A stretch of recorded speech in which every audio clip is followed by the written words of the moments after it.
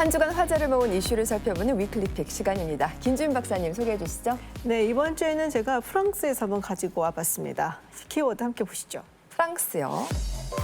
네, 바로 콜레라와 패스트 사이입니다. 둘 다 전염병 아닙니까? 어느 쪽이 더 위협적인지 우열을 가리기 쉽지 않아 보이는데요. 내일 이제 프랑스가 대통령 결선 투표를 앞두고 있습니다. 그리고 프랑스 사람들이 이 콜레라 패스트 이야기를 많이 하고 있다는데 무슨 이야기인지 영상으로 확인하시죠. 네. 후보들이네요. 네, 5년 만에 다시 만난 마크롱 그리고 르펜 후보입니다. 지금 대학가에서는 두 후보에 대한 반대 시위가 이어지고 있고요. 또 시민들은 뽑을 사람이 없다면서 불만의 목소리를 내고 있습니다. 두 사람 다 싫다. 네. 네, 지난 13일 르펜의 기자간담회 중간에는 한 여성이 푸틴과 악수를 하고 있는 르펜의 사진을 꺼내 들면 난입을 하는 일도 있었습니다. 저렇게 끌려나갔군요. 네, 그리고 많은 시민들이 이 극우 성향의 르펜을 반대한다라면서 시위를 하고 있고요.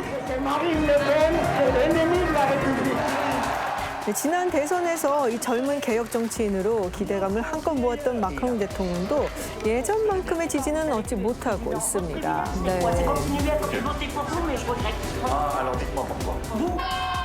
네, 하루 앞으로 다가온 마크롱과 르펜의 결선 투표, 민심이 누구에게 향할지 아직 안갯속입니다. 그러니까 콜레라와 패스트는 마크롱도 싫고 르펜도 싫다라는 아주 거친 비유네요. 맞습니다. 이 콜레라 패스트 전부 치명률이 높은 감염병이죠. 네, 그래서 그만큼 역대급 비호감 대선이다라는 것을 의미를 하는 것이고요. 네. 프랑스 대통령 선거는 일단 1차 투표에서 과반을 얻은 후보가 나타나지 않으면 1, 2위 후보를 이제 결선 투표로 올리는 방식을 택합니다. 맞습니다. 네, 그래서 지난 10일 마크롱 대통령이 28% 그리고 마린 르펜 후보가 23%의 지지를 얻었어요. 그래서 네. 1, 2위로 이제 결선 투표에 올라갔고요.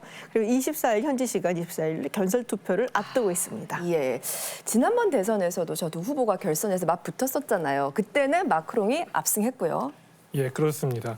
2017년 당시 대선 결선 투표에서는 마크롱 후보가 66%, 르펜 후보가 33%로 거의 2배 차이로 마크롱 후보가 당선이 됐었고요. 네. 사실 당시 마크롱 후보는 선출직 경험이 거의 전무했던 39살의 정치 신인이었습니다. 네. 하지만 국립행정학교 파리정치대학 이러한 이제 그랑제꼴을 나온 소위 이제 국가귀족이었는데요. 30대에 그래서 경제산업 디지털부 장관을 역임하기도 했습니다. 이 마크롱 후보는 지난 대선에서 결국 기성정당들의 쟁쟁한 후보들을 모두 무찌르고 네. 프랑스 제5공화국 역사상 최연소 대통령으로 당선된 상당히 입지전적인 인물이라고 할 수 있습니다. 아주 승승장구한 신예네요.였군요. 네, 그렇죠. 당시 마크롱 대통령이 당선됐을 때 혹시 기억하시죠? 정말 뭐 정치권의 새바람이다. 정말 난리였는데. 큰 화제였죠. 네, 근데 그런 마크롱 대통령과 정말 박빙의 승부를 펼치는 르펜. 일단 어떤 사람인지 영상부터 한번 보시죠. 네. 자, 극우 성향의 르펜 후보, 프랑스 중심주의를 외쳐왔습니다. Mais cela va mieux en le disant, il n'y a pas et il n'y aura pas d'autres lois et valeurs en France que françaises.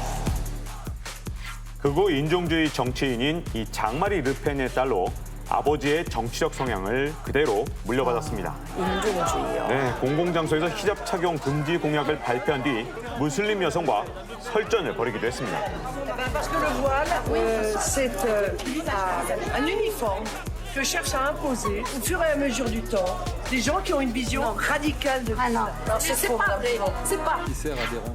또한 지난 대선 기간 러시아를 방문해서 이 푸틴과 회동을 하기도 했던 르펜, 친러시아 행보를 보여서 국내적으로 불안감을 줬고 네. 자, 이번 토론에서는 이 마크롱이 바로 이 점을 건드렸죠. Du pouvoir russe et que vous dépendez de M. Poutine. Contracté un prêt en 2015 auprès d'une banque russe, la First Czech Russian Bank.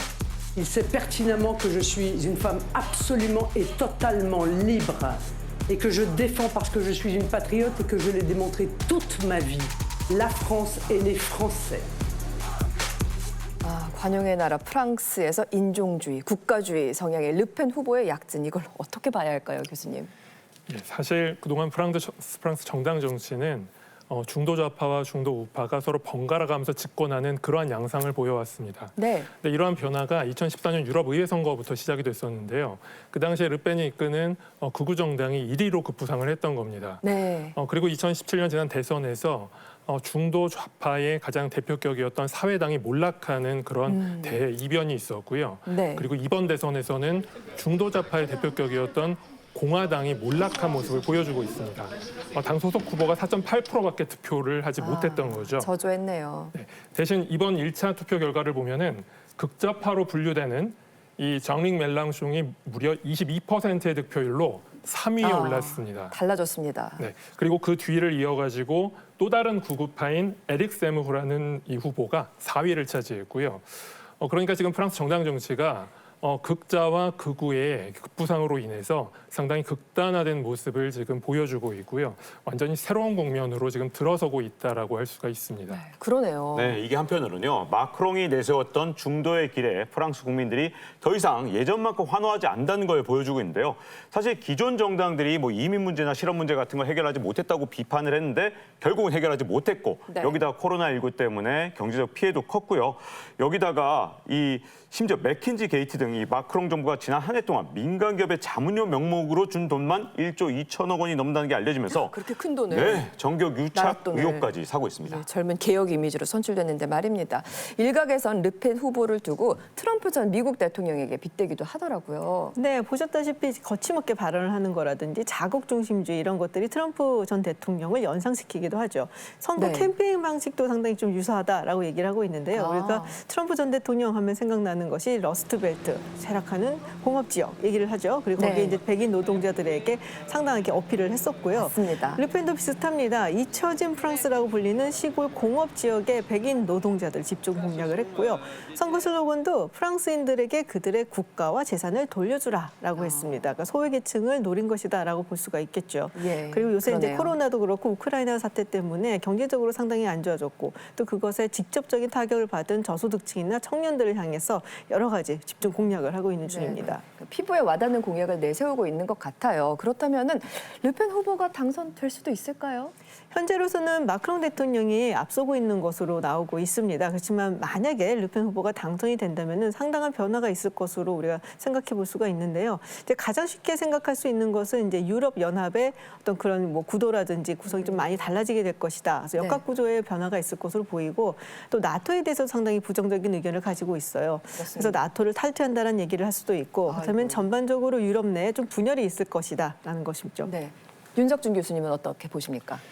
예, 사실 그동안 프랑스 대선 결선 투표에서는 소위 공화국 전선이라는 정치 문법이 작동해 왔습니다.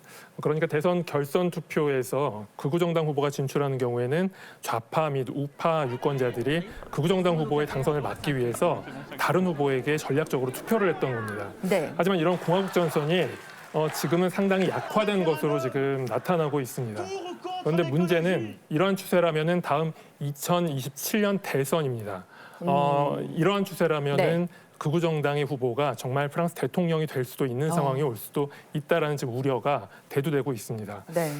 이러한 르펜이라는 인물이 프랑스 사회 혹은 유럽 사회에 던지는 이러한 메시지가 무엇인지 정치권이 조금 고민을 해볼 필요가 있습니다. 그렇습니다. 프랑스 대선까지 저희가 살펴봤습니다.